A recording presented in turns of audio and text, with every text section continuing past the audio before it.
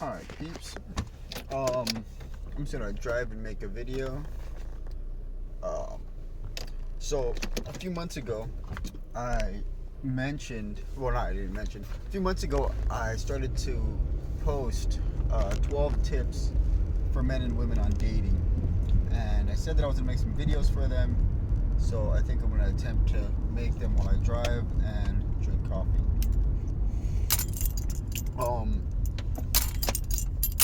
So I'm going to attempt to make the videos, but I want to make an introductory video to why I actually put the 12 tips together and why I want to do these videos and why I think this is important.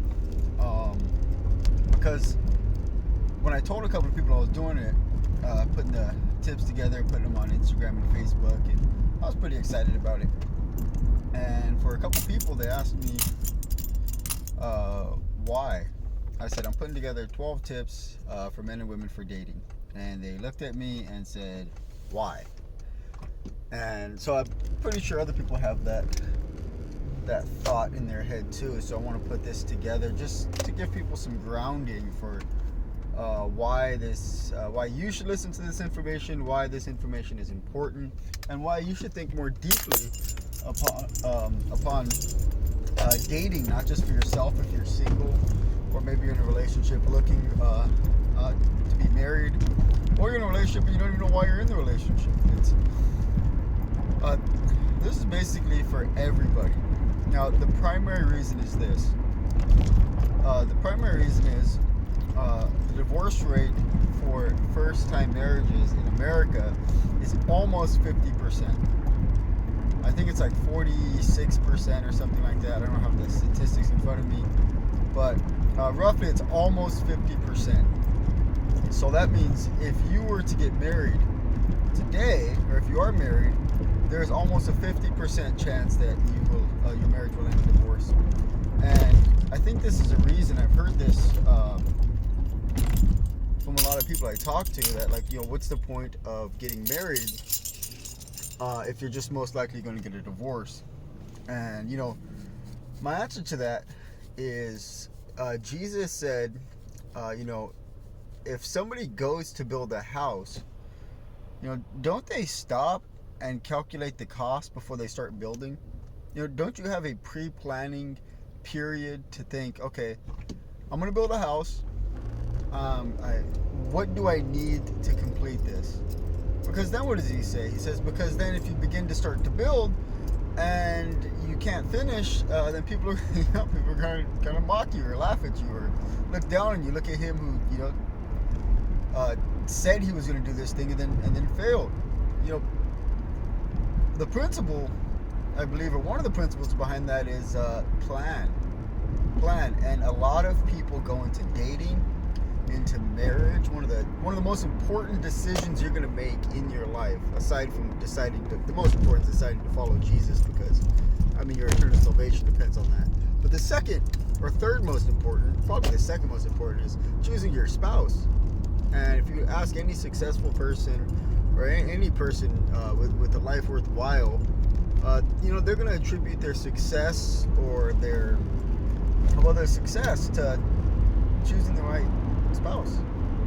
Of course, there's some people that are successful and don't, that divorce like 4 or 5, 6 times. But for the ones that have good marriages, and for the ones that didn't neglect their family in their pursuit of business, career, success, they'll attribute it to finding the right spouse. And I've heard that from countless successful people. So the divorce rate is high in our country, and what do we do to avoid that, to not be a part of that statistic? Well, if we take Jesus's warning, we should plan. And well, how do you plan for marriage? Well, you should start by thinking about dating. Because if you get the dating period wrong, if you get the planning, because that's basically the planning period, or a part of the planning period. There's a lot more that goes into considering marriage and thinking through, how to prepare for being married, for being a husband, for being a wife, because it's hard. it's not easy. Yeah, I once heard somebody say that marriage isn't to make you happy, it's to make you holy, and now I know that's true. So, amen. So dating is a huge part of this, because you're really maybe this isn't a great example, but if you're building a building, you're gonna interview workers to work on that building, and you're gonna want qualified people that are gonna meet you eye to eye and be able to help you accomplish that particular goal. So when you're looking for a spouse, you're really looking for somebody it's much more than this, but you're gonna look for somebody that's going to help you have a lifelong marriage. Somebody that's going to not bounce out on, somebody that has the same values you do to a certain extent, somebody that definitely has the same faith as you. When I met my wife, I could tell before we were dating that this is somebody who's faithful. This is somebody who I could trust not to leave when things get difficult, and that was something I really admired in her. And that was really important to me, because you might find somebody that's you're attracted to on a lot of levels, but if you're not sure, at least to some degree, that man, this person would walk it out with me, then cut your ties. So when you're dating, you're looking for a potential spouse. That's it. So dating, to answer the question for some of you, which is asking, should you date with the intentions of marriage? The answer is yes. You shouldn't date for any other reason except for with the intentions of getting married. Why? I could say that the Bible doesn't doesn't actually have a category for dating couples, which is true. It only has a category for married couples. So dating couples, it's not recognized in the Bible. But I think that's probably just an obvious one. It's always stated. What I'll say is, God blesses marriage. He doesn't bless, lifelong partnerships, lifelong sinful relationships where you're living together or whatever. So when you're looking for a spouse, it should be somebody you're not living with. You definitely don't live with your potential somebody that's not your spouse that you're in a relationship with.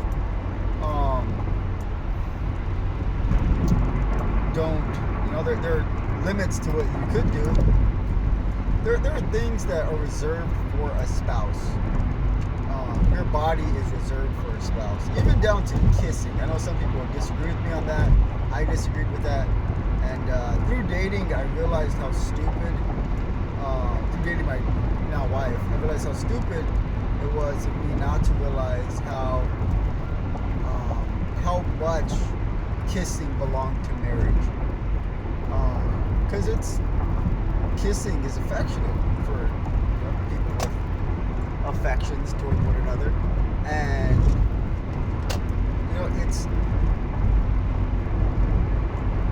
we all know it can lead to other things, and it can start fires that are hard to put out.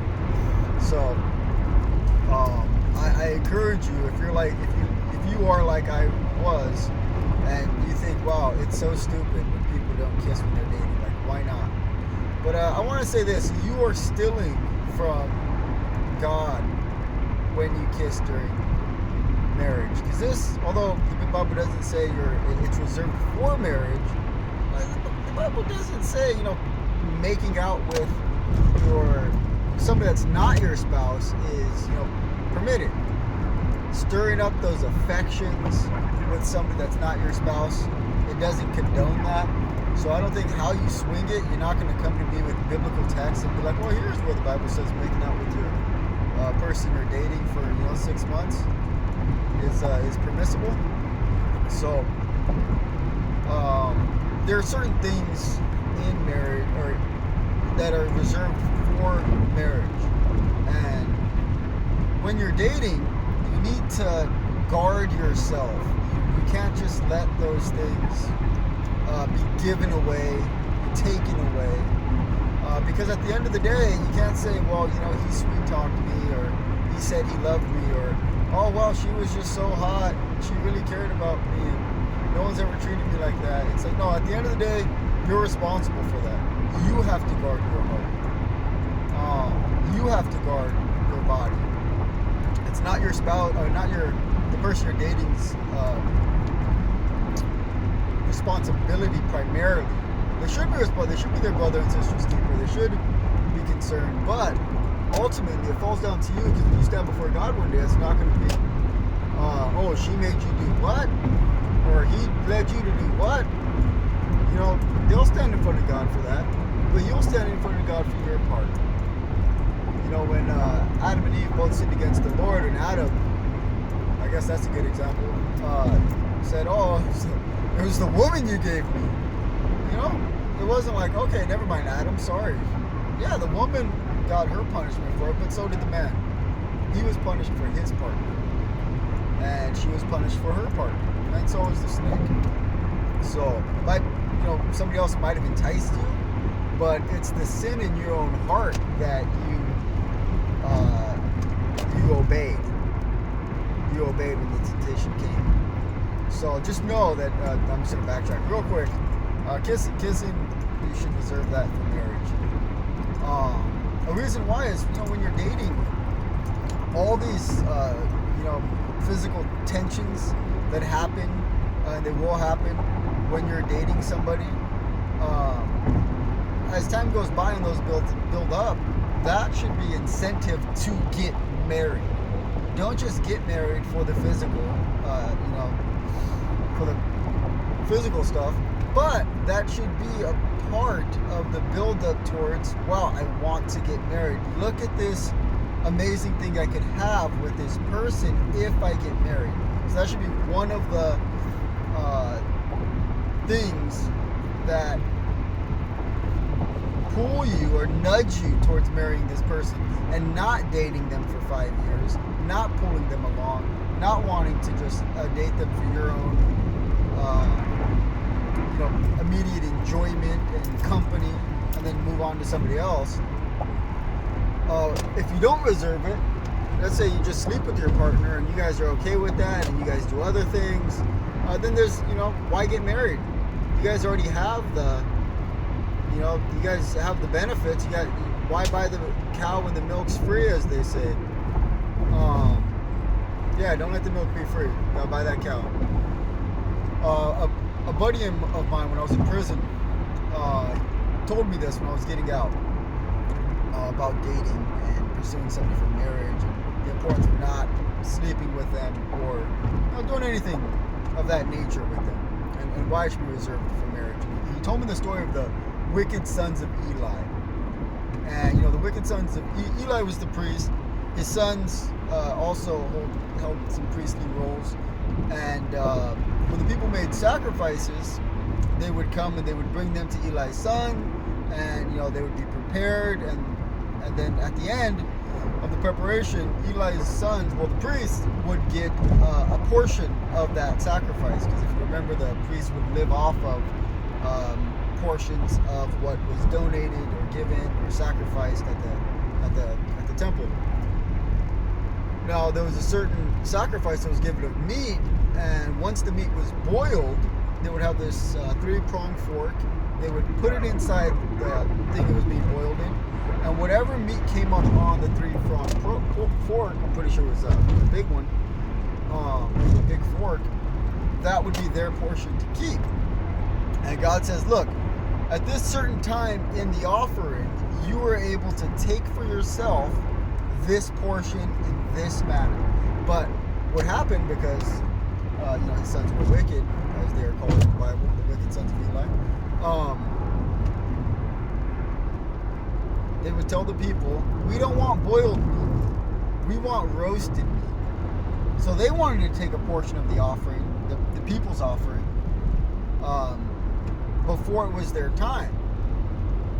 And the people were like, no, how about this? How about we complete our part of the offering and to where it's boiled, and then you can take as much as you want from it. And they said, no, you'll give it to us so we can roast it, or we will take it by force. Now, I want you to see this in the context of relationships and marriage. In marriage, that intimate relationship of being intimate with one another to any degree, that's reserved for marriage. The marriage bed is blessed. God's given that as a gift to those who make vows to each other for lifelong companionship, becoming one with one another. And for you to go and to take that is for you to say, yeah, okay, I see that at this certain point in time, this will belong to me, but I don't want it then. I want it now. Because that's what Eli's sons were saying. I know at this point of the sacrifice, then we could have some, but I want it now. And they were wicked. They were sinful. They were killed by the Lord because of this. The Lord wanted to put them to death, and then he put them to death because they would not repent.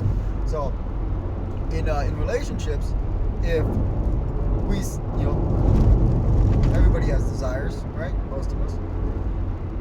If you look and you say, I know that the Lord's reserved this deeply intimate relationship, this physical bond for people once they're married, but I want it now. I want it now. And if the Lord won't give it to me, then I'll take it myself. I'll find somebody, I'll entice them, I'll stir things up, or I'll let things go further than they should, and I'll have it. And that's wicked. The Lord, if you want intimacy physically, if you want intimacy, deep emotional intimacy, companionship, all those things that belong to, that are secluded for the married, then seek the Lord and pursue a spouse. It's not wrong to pursue a spouse. It's not wrong to be married. Some of us, we get embarrassed when we're single, and we feel like it's a shameful thing, like to admit that we want a spouse. Don't be ashamed to admit that you want a spouse. Let the other person pretend like they don't want a spouse. If you want a spouse, be open, be honest, and be patient. Wait on the Lord. His arm's not too short. His ears aren't deaf. His eyes aren't blind. He's able. And he's able to provide not just a spouse, but somebody that's your companion. Somebody that's you will be equally yoked to. But if you go and you try to take it by force, if you try to do it yourself, you will reap the consequences of it. You will reap the consequences of it, and you will regret it. But all that rambling to say that if we're going to do anything to lower or stop or not be a part of the marriage divorce statistics in America, then we have to think about dating, because how we date is going to lead us into how we get married and how we are when we are married.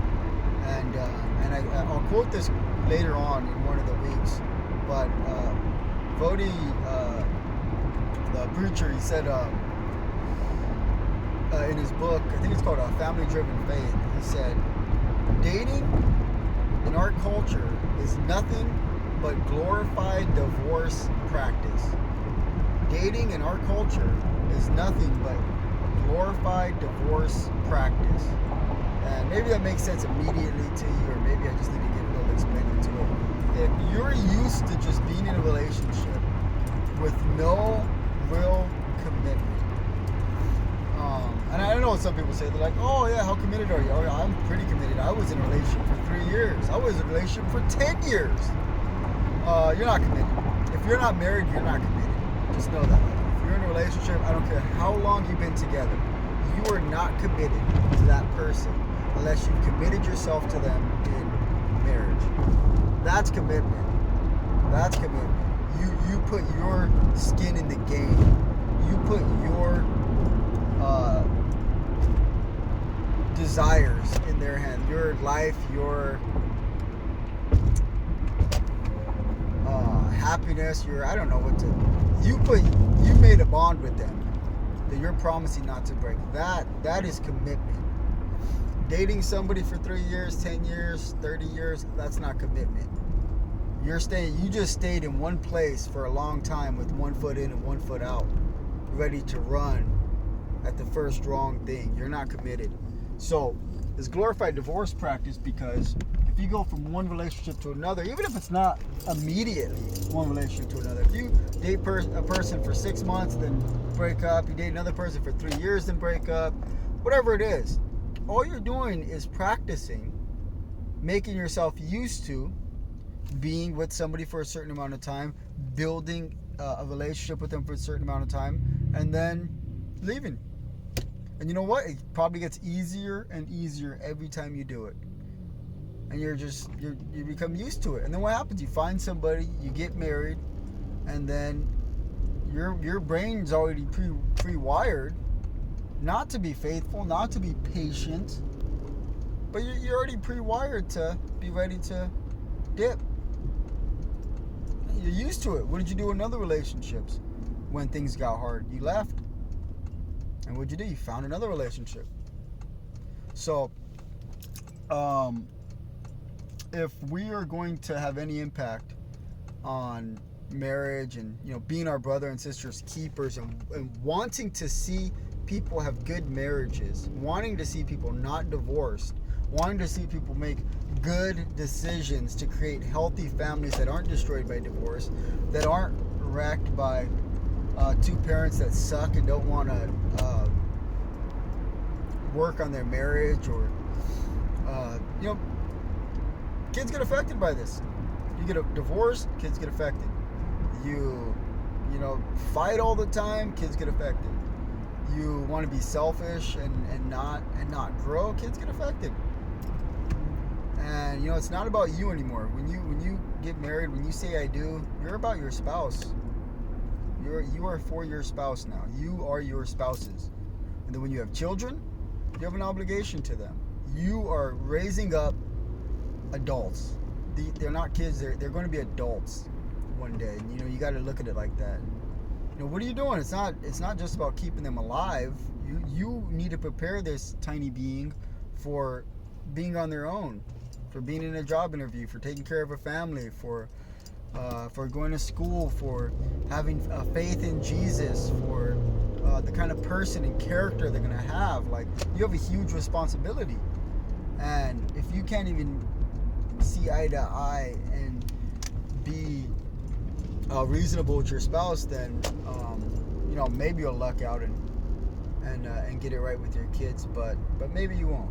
So alright, so I'm gonna end this here because this is a long video. This was like a 25-minute drive, and so I'm gonna end it here, and I'm gonna try to do maybe one a week. You don't have to hold me to that, because I don't record videos. I don't know anything about this, but I'm gonna try to, because I really want to put this information out there, and I really want to see people have good marriages. I want to see people not ignoring dating, not ignoring saying, just don't have sex and you'll be good. So thanks for listening, if you actually listened, and so pray for me as I put this together, and I will talk to you people later.